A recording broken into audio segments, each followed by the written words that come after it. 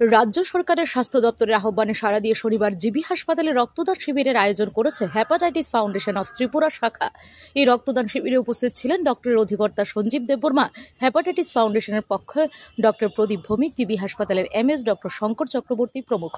গোটা দেশে নির্বাচনী আবহ চলছে। এই অবস্থায় হাসপাতালগুলিকে রক্ত সংকট দেখা দিয়ে থাকে। রাজ্যের 12টি ব্লাড ব্যাংকেও বর্তমানে একই কারণে রক্তের সংকট চলছে।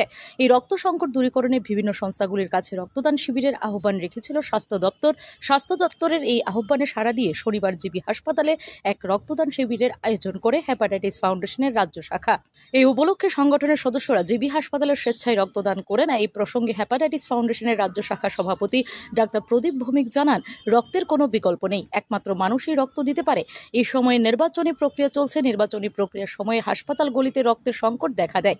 এই অবস্থায় স্বাস্থ্য দপ্তর বিভিন্ন সংগঠনের প্রতি রক্তদানের আহ্বান জানিয়েছেন। স্বাস্থ্য দপ্তরের আহ্বানে সাড়া দিয়ে তারা এই রক্তদান শিবিরের আয়োজন করেছেন।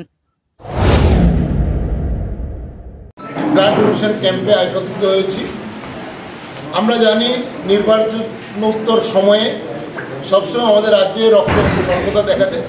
রাজ্য সরকার, বিশেষ করে আমাদের রাজ্য স্বাস্থ্য দপ্তর বিশেষভাবে অনুরোধ করেছে কয়েকদিন আগে এটা ব্লাড ডোনেশন ক্যাম্প করার জন্য। সমস্ত রাজ্যের সমস্ত সংগঠনগুলো অনুরোধ করা হয়েছে এবং আমরা সেই কমিটমেন্ট রক্ষা করার জন্যই আজকে এখানে ব্লাড ডোনেশন ক্যাম্প অর্গানাইজ করেছি। আমাদের এই ব্লাড ডোনেশন ক্যাম্পে একত্রিত হয়েছেন আমাদের ডাইরেক্টর হেলথ সার্ভিসেস, যিনি এই অনুরোধ রেখেছিলেন, ডক্টর সঞ্জীব দেববর্মা স্যার, আমাদের principal professor Anup Shah sir, আমাদের আমাদের medical superintendent. Bureau report, S Bharat live 24 hours.